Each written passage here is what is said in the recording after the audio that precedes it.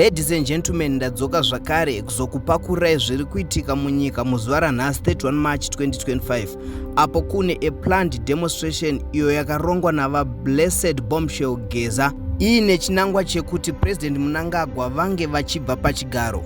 So vanhu vapinda mumastreets asi havana havo kupinda vakawanda nekuti vamwe vacho vari kutaura kuti transport ndiyo yanga ichinetsa kupinda mutown, then vamwewo ndo vari kuti tiri kungoshanda as usual, hapana chachinja.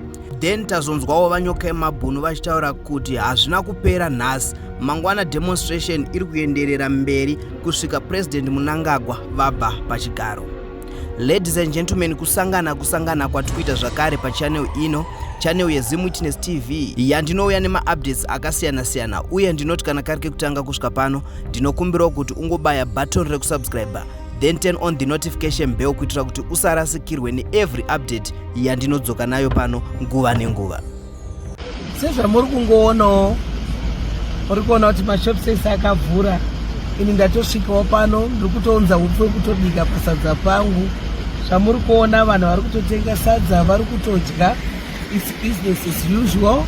Ndadzika downtown ndikafamba malocations ese ndichida kuona kuti zvakamira sei semugari wemaMutare, semumiriri wemadzimai, ndichitarisa zvakare kuti kumusika madzimai ariko here, vari kuita mabasa avo here semazuva ese, ende madzimai ari kuita basa ravo vatirimuka vese kubuda vachienda kunoshanda mabasa avo emaoko kuriritira mhuri dzavo.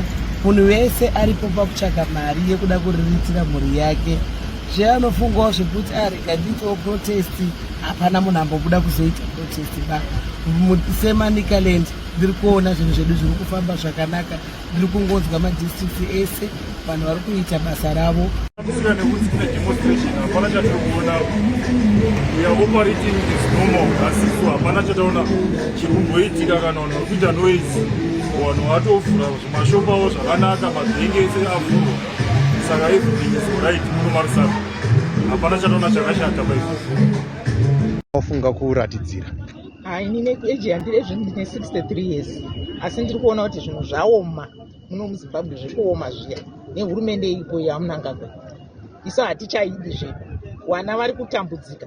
Izvozvi kukura kwandaita ikoko ndini ndakubhadharira vana vazukuru mafizi, nekuti ndinowana maUS nekurima nedzimba dzangu dzandinadzo, ndakutora mari iyo yekuti ndidye, handichaidyi basi ndakubhadharira vazukuru nekuti vana vari kutambira mazigi. Anda kuzoachinja mazigi aikuisa kumaUS kuti aendese mwana kuchikoro, wari kutotadza. Asi mwana watotora nezvavo madhokta. Saka isi tatati hatichadiba zvavo, umbavha hwanyanyisa. Mari haingati mari yenyika ingonzi ngeyachivhayo, ngeyatagwirei, munhu 1 3 nasikotisa kukanya. Muno muna 15 million chete, asi munhu anogara ne100 million mumba make.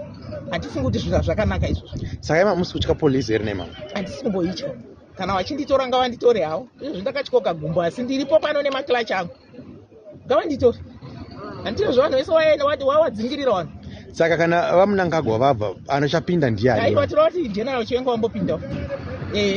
Kana watadzawo ndizvozvo General Chiwenga tiri kuti wambopindawo. Zvakanaka.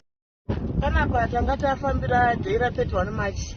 Rakaanaudzwa naComrade Geza kuti we are going to have a peaceful march on the 31st of March. That's why we came here, because the message dzatendera dzichiti ngatisangane paFreedom Square. Of which since 9 o'clock we were here already. But tasvika panapa mapurisa, mablack boots, mota dzemapurisa dziri kuti mhanyisa, dziri kuti dzida kurova vanhu, I don't know, but it was announced as peaceful march. Saka handichaziva kuti kana mapurisa akutotanga kurova vanhu pachine peace here apa. Of which though vachitirowa, isuku we are not going anywhere.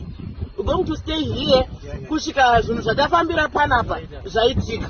Kana kuri kurara panapa, we are going to sleep here. We are not going anyway for sure. Vachitirova tiri kumhanya vachienda tiri kudzoka panzvimbo. Zvichingoramba zvakadaro. Chii chamuri kuda kuti chigadziriswe? Tiri kuda kuti nyika yedu igadzirisike. Nyika yedu yakanakira one side. Some of us we are suffering. Kune vakagarika, kune vakaomerwa. Saka semaZimbabwenzi zvinhu zvikanakira nyika yese. Mukada tose zviridzeni izvozvi nyaya dzemutoriro dziri kuwanisa, because maindastry haana akavhara, hakuna mabasa. saka zvinhu zvikanakira nyika yedu tese vanhu vavana mabasa mbavha dzinoita mushoma mutoriro unoita mushoma but zvinhu zvese zvetiksabatana semazimbabweni like ipapapa vamwe vatotya kurwa vaenda but ndakazvimirira kana ndichifira pano nhasika I'm going to die here for the sake of my children.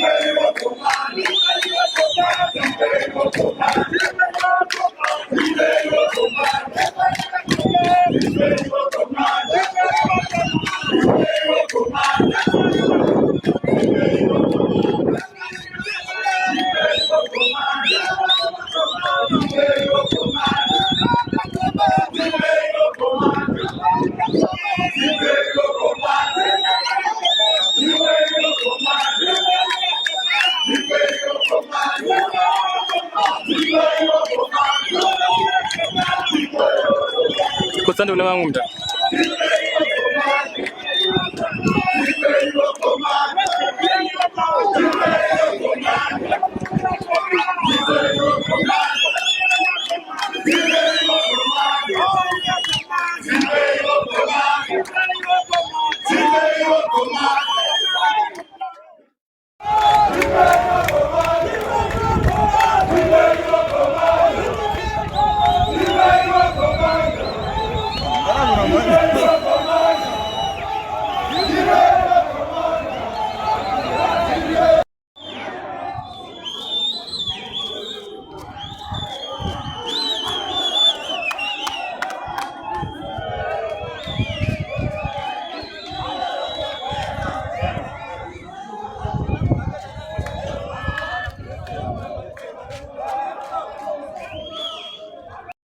Vanhu vakajamuka zvaizvezvi timu rese riri kuenda vakamurona timu rese riri kuenda gai rese riri kuenda mwana akajamuka zvaizvezvi polisi yatosiwa kumashure vari kutaurwa chokwadi kunzi aiwa sisi tiri kuita zvinhu zvedu in order guys mwana wese ari kubaya look at it right now look at it right now mwana wese ari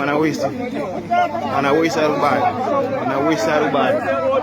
mwana wese ari kubaya aiwa mutonazi zvaizvezvi aiwa mirai muone guys mirai muone polisi iri kutostika zvekuti ndevasasika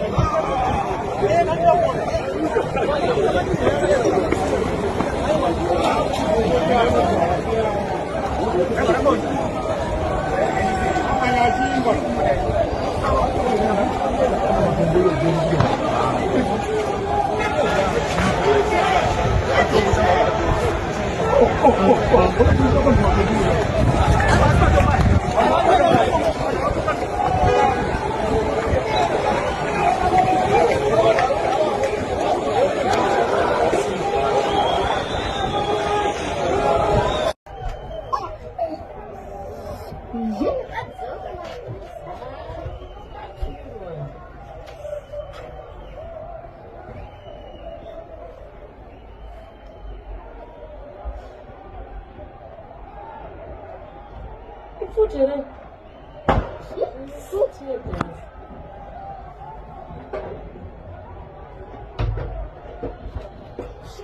wakandwa matombo. Wakandwa matombo. Shit. Wakandwa matombo.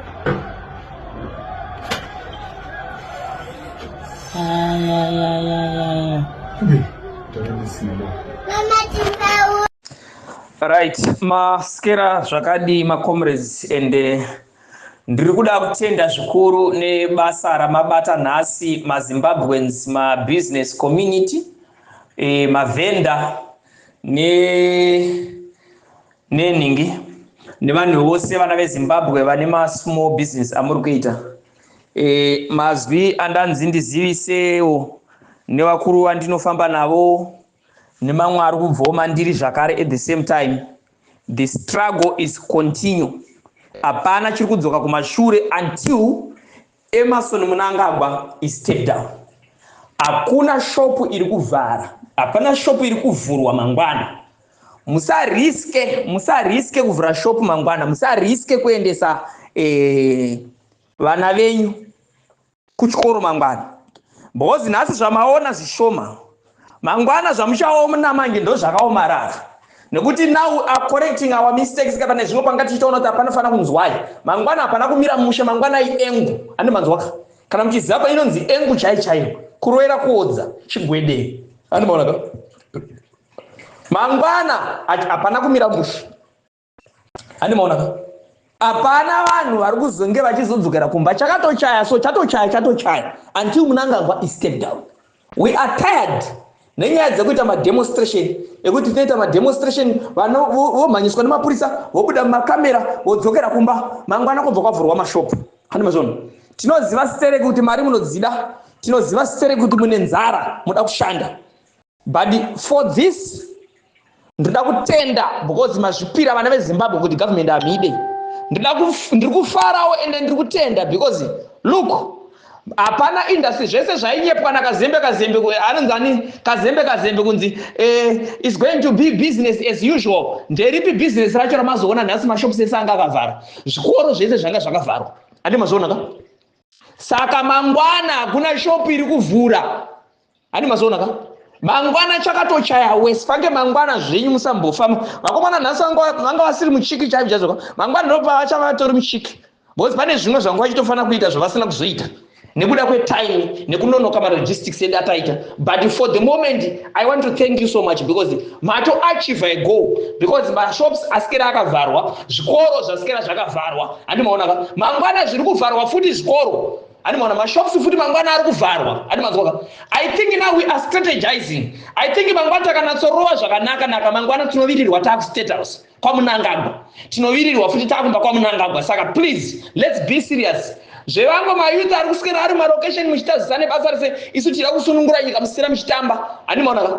That must come to the end. Ngatibatanei tirwire nyika yedu tirambe takashinga. Hapana chiri kudzoka kumashure. Tomorrow is going to be serious. Kana pane mumwe ari kufunga kuti pamwe zvatiri kuita idambe ka? Hatisi kuita dambe. Muchazonatsochechuka tapa state house wacho tanatsosvika. Ani mazoona zvekuti mapurisa anoramba achirwa kana kuti matenga ati maisa zvichapera mai manje. Izvo zviri kupera.